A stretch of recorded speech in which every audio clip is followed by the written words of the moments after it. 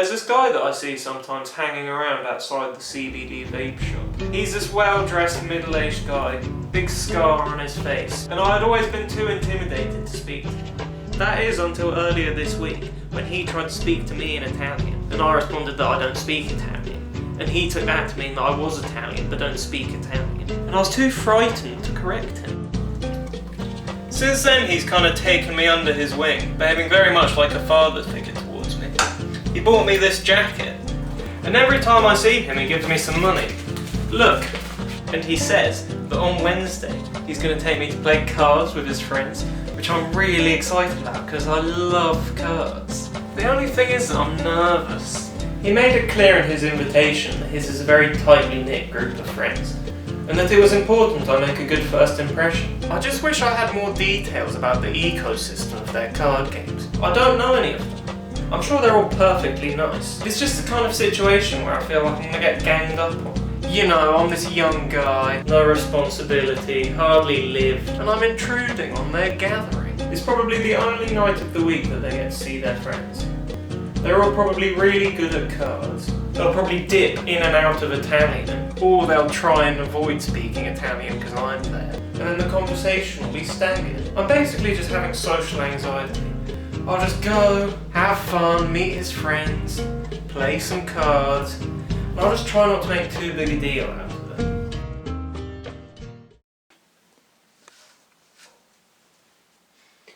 I was told not to reveal any names, but hanging out with those guys was so cool. When I first walked into the room, my superficial reaction was that these men were a bunch of nostalgia-obsessed, chauvinist brutes. But as the evening progressed, they proved themselves to be a hospitable and delightful group of gentlemen, who I'm now proud to call my friends. In the presence of their warmth and camaraderie, my earlier worries melted away. We laughed, we played cards, we stayed up all night drinking whiskey.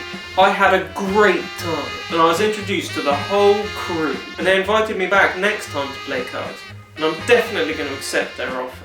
The other night I took part in some of the most electrifying conversations of my life. We talked about politics at one point, and I was very surprised to meet a group of wealthy middle-aged men with such hostile opinions about the police. For a second-generation immigrant from a Mediterranean kinship-oriented society, who wants it all and wants it now, who's disillusioned with his surroundings in the Anglo-Saxon West, where the covert nepotism and corruption is just as widespread as the blatant criminality of the old country. Meeting these guys was a dream come true. Honestly, I cannot describe how wonderful it feels to finally socialise with a new circle of friends who carry themselves with dignity and value respect, and who aren't afraid to do what they have to do for their families, unlike my old friends who are constantly shirking their responsibilities. Although I must admit, the fraternal closeness and the strong code of ethics aren't the only aspects of their lifestyle that I find seductive. The atmosphere, the look, it was like a scene in a movie. Having said that, there was actually one incident during the night that left rather a sour taste. Basically, one of the guys said something that kind of crossed the line to another one of the guests, and he ended up really insulting him. But then he massively overreacted, which then increased the tension even more, and it got a bit kind of nasty. It didn't quite ruin the evening, but it was, to be honest, quite shocking, just to see someone erupt like that, you know.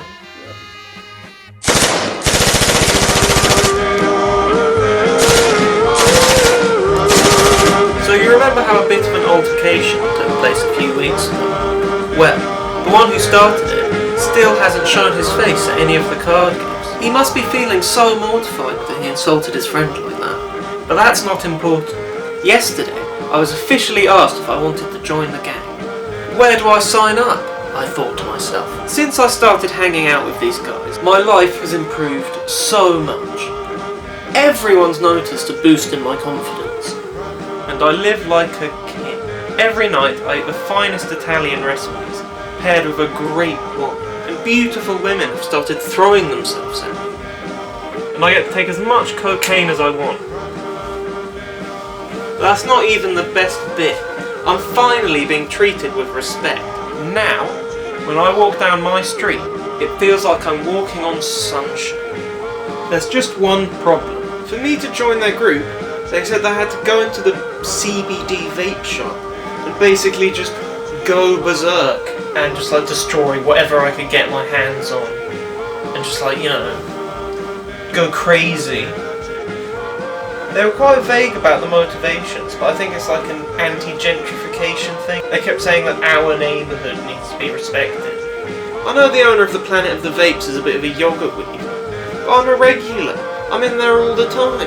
I can't just go in on a rampage, pour his vape juice all over the floor. I'm feeling very conflicted about this.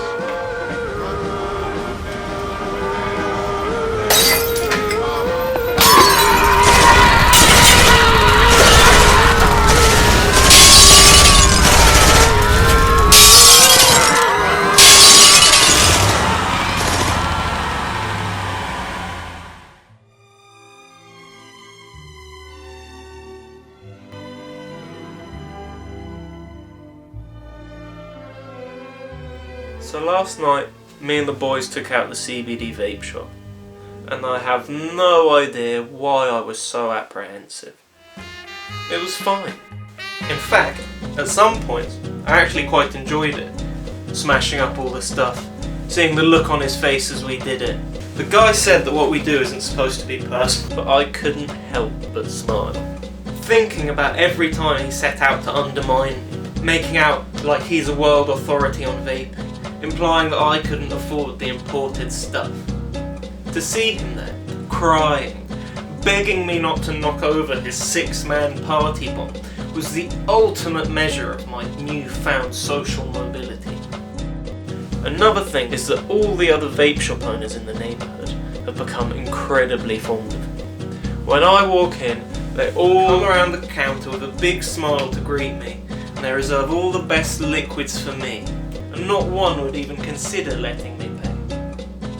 It's as though I'm this sort of Robin Hood figure, or an outlaw in a Sergio Leone epic, returning to his frontier town as a heroic dispenser of justice.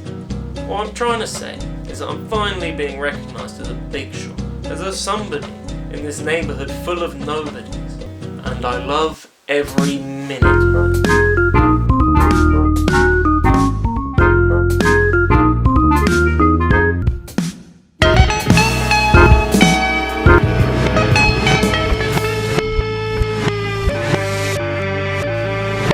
Now, this might come across as a bit strange considering how I've been glamorising everything so far, but I feel like my lifestyle has reached a breaking point underneath the veneer of success.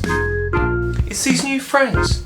I don't know whether they've changed or my perception of them has changed, but something's not right. Every time we get together to play cards now, the game descends into a tense scene of operatic violence. The moment two of them disagree over anything, the conflict is resolved with an over-the-top exchange of threats. The problem is that not one of them feels secure enough to relinquish a sense of control for even 1 second, and they become totally fixed on this idea that the other guys are working to undermine them indirectly. It's non-stop, and I should probably mention it's all fueled by cocaine.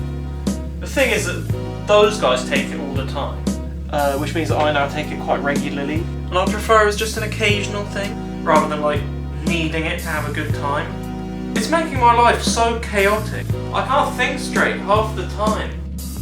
With the benefit of hindsight, I think that I was so desperate to be accepted and to be a part of something that was putting my life into motion that I was rationalising some of their quite antisocial and actually quite sinister behaviour.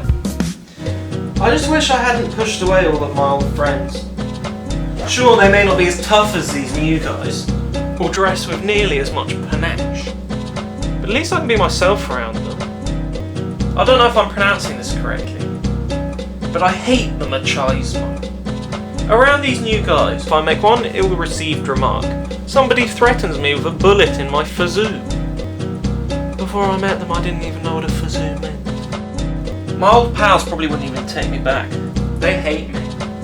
especially after they discovered that I was involved in the destruction of my friend's dad's sourdough pizza stall at the organic market. The thing about these guys is that they try so desperately to present themselves as these saints, following a sacred code. But in reality, they're just obsessed with money and the spectacle of violence and material possessions, and their greed and their shallowness and their guilt has left them empty, rotten to their core. I've decided I'm going to confront them and tell them about how I feel about everything. I can't be a part of this any longer. It's wrong.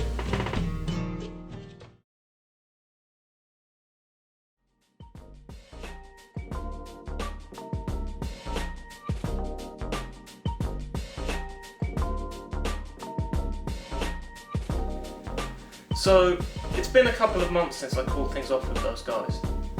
Obviously they didn't react very well when I confronted them. They called me a traitor, and they threatened me. Life's pretty much back to normal now. At the beginning I actually spent 3 weeks travelling around Sicily. I felt like I needed to be somewhere where nobody would recognise me. I needed some space. Now, I'm not exaggerating when I tell you that I absolutely fell in love with the island. The people, the landscapes, the traditions. There's a Sicilian expression that I kept thinking about when I got back. In English it would be, put back what you have taken. And so in that spirit, I've been volunteering in the community to try and make up for all of my misdeeds. Of course, as soon as I stopped being associated with those guys, everyone started hating me. They never liked me or respected me in the first place, it turns out. They were just intimidated by me. Kind of obvious, really. My old friends have been super understanding, actually. They welcome me back with unconditional forgiveness, which has actually been really good for moving on. As for those thugs, who I thought were my family, I still see them around, and we try and make sure to avoid each other when we can't pass each other in the street. I don't know, perhaps one day I'll return, for a game of cards. Who knows? Until then, I suppose I'll keep trying to live a respectable life, just like all the other nobodies out there.